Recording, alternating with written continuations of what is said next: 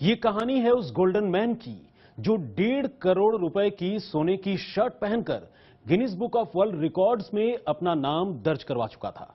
लेकिन एक रोज रात के अंधेरे में उसका कत्ल हो गया और कत्ल की गुत्थी के सुलझते सुलझते 3.5 किलो वजन वाली सोने की वो शर्ट भी रहस्यमयी तरीके से गायब हो गई।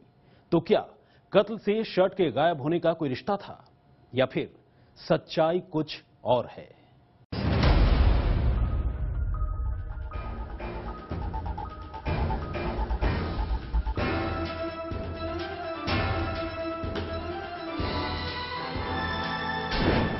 चमचमाती सोने की शर्ट,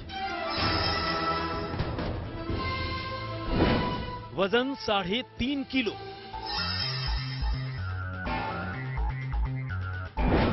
कीमत 1.5 करोड़। शर्ट का गिनीज रिकॉर्ड। हिफाजत को 20 बॉडीगार्ड। फिर भी शर्ट मालिक का कत्ल।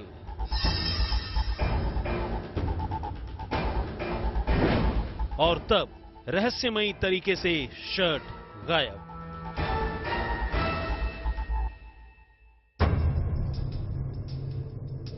आज से 4 साल पहले पुणे के जिस कारोबारी ने अपने जिस्म पर 1.5 करोड़ की सोने की शर्ट सजाकर पूरी दुनिया को दांतों तले उंगली दबाने पर मजबूर कर दिया था, उसे ऐसी चौंकाने वाली और दर्दनाक मौत मिलेगी, ये किसी ने ख्वाबों में भी नहीं सोचा था। लेकिन जो नहीं सोचा था वही हो गया। रात के अंधेरे में कातिलों ने फाइनेंसर और गोल्ड शर्ट की वजह से ही Guinness Book of World Records में अपना नाम दर्ज करवाने वाले दत्ता फुगे उर्फ हिंदुस्तान के गोल्डमैन की जान खुद उन्हीं के शहर में ले ली, और वो भी बीच सड़क पर पत्थरों से कुचलकर। लेकिन इससे भी ज्यादा हैरानी की बात है कि जिस शर्ट की बदौलत इस कारोबारी ने इतनी शोहरत कमाई, कत्ल की वारदात को फकत एक दिन का वक्त गुजरते गुजरते वो सोने की शर्ट भी रहस्यमयी तरीके से गायब हो गई।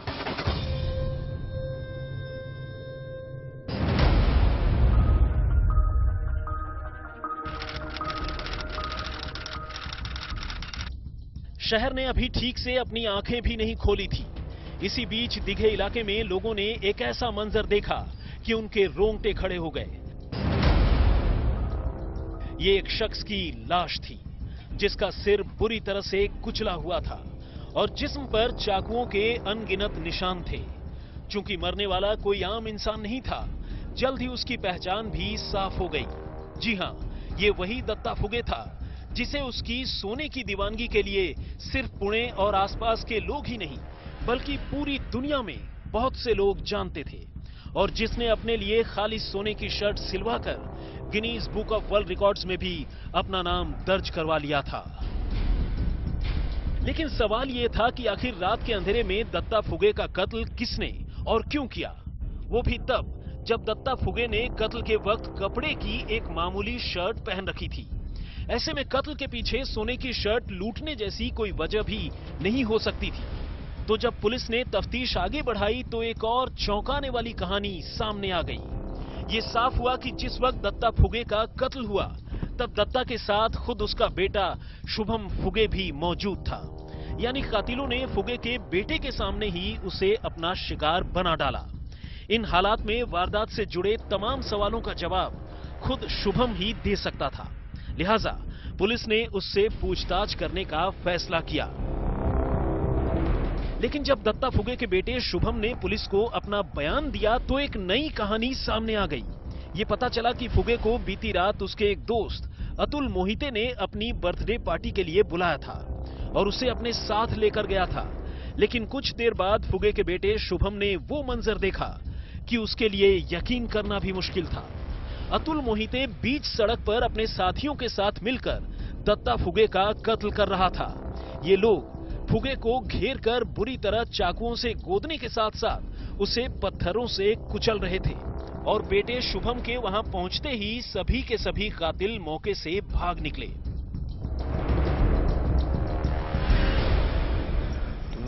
बिरयानी लिया उधर आगे गया तो नहीं क्या वो लोग मार रहे थे पापा को उधर। मैंने एक ही बल चालू था मेरे गाड़ी का, मैं इधर देखा भागते भागते से देखे 2-3 जन मेरे अंदर गाड़ी डाल थोड़ा एक सामने मार रहे थे। कितने लोग थे और कौन कौन थे? 10 से 12 जन थे, उसमें के 7-8 जन के नाम पता है मुझे। लेकिन सवाल ये था कि आखिर मोहिते ने धोखे से दत्ता फुगे को बुलाकर उसका कत्ल क्यों कर दिया? आखिर मोहिते की फुगे से क्या दुश्मनी थी? इस दुश्मनी का आखिर फुगे की सोने की शर्ट से क्या लेना देना था? और सबसे अहम ये कि कत्ल के अगले ही दिन फुगे की सोने की शर्ट रहस्यमय तरीके से गायब कैसे हो गई? इस कहानी में अभी कई ऐसे पेच थे जिनका सुलझना बाकी था। ये करोड़पति गोल्डमैन की रहस्यमय मौत थी। सोने का शर्ट पहनकर गिनीज बुक में नाम दर्ज कराने वाले दत्ता फुगे के कत्ल के बारे में जिसने भी सुना हैरान रह गया। ऊपर से कत्ल इतने भयानक तरीके से किया गया था कि मंजर देख लोग घबरा गए। ऐसे में सवाल ये था कि कत्ल की असली कहानी क्या थी? दिघी से समीर शेख के साथ पंकज खेलकर, पुणे, आज तक। जब गोल्डमैन के कत्ल की तफ्तीश आगे बढ़ी तो कातिलों के तौर पर पुलिस के सामने उसके दोस्तों का चेहरा ही बेनकाब हो गया, जिन्होंने रुपए पैसों की लेन देन को लेकर इस वारदात को अंजाम दिया था। लेकिन कातिलों का सुराग ढूंढती पुलिस ने जब गोल्डन मैन की शर्ट का पता लगाने की कोशिश की तो उसे बड़ा झटका लगा, क्योंकि 1.5 करोड़ की यह शर्ट गायब हो चुकी थी। और इसे लेकर गोल्डन मैन के घरवाले और शहर का एक नामी ज्वेलर दोनों एक दूसरे पर इल्जाम लगा रहे थे।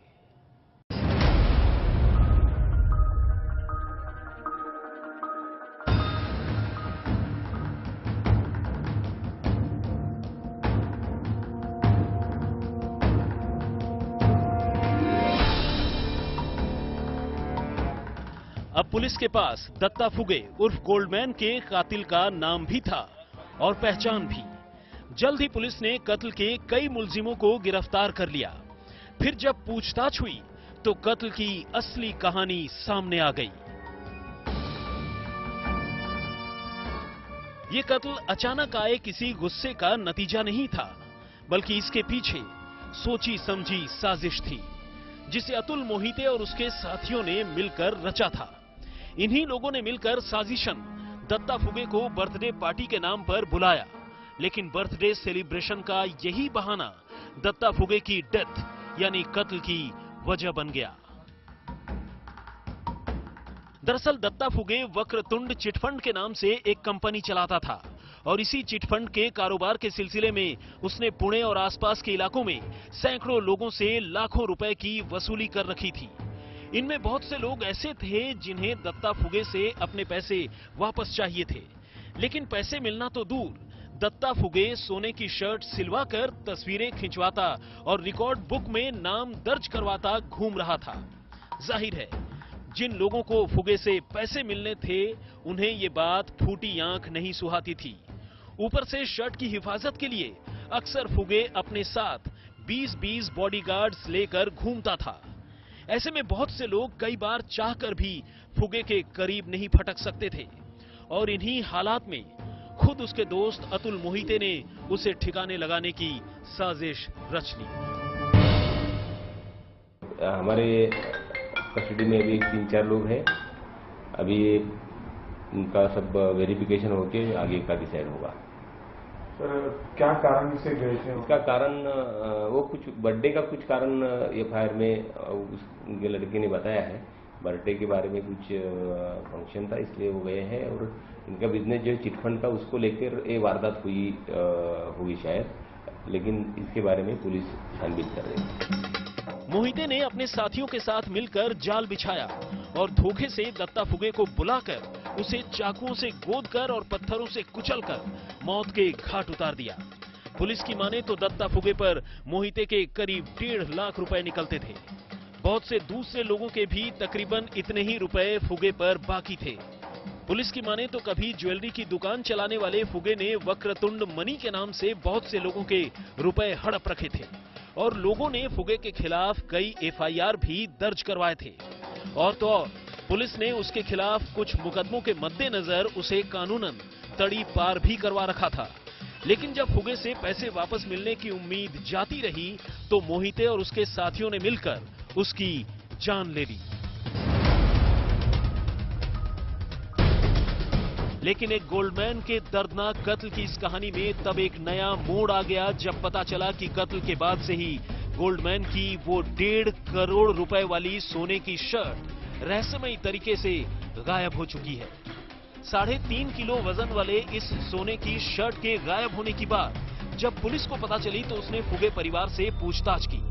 लेकिन फुगे परिवार का कहना है कि उसने शर्ट उसी राका ज्वेलर्स के पास रखवाई थी जिसने 4 साल पहले इस शर्ट को बनाया था। लेकिन हैरानी भरे तरीके से राका ज्वेलर्स ने शर्ट अपने पास होने की बात से ही इनकार कर दिया। राका ज्वेलर्स का कहना था कि एक बार शर्ट बनाकर दत्ता फुगे के हवाले करने के बाद उन्होंने दोबारा न तो कभी वो शर्ट देखी और न ही उसे अपने पास रखा।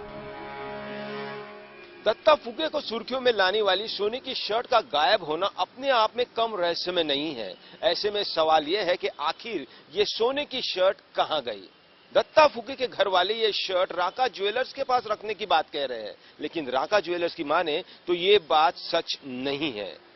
कत्ल के वक्त बेशक दत्ता फुगे ने यह शर्ट पहनी ना हो, ऐसे में सवाल ये खड़ा होता है कि कहीं कत्ल के पीछे सोने की शर्ट से जुड़ा कोई राज तो नहीं।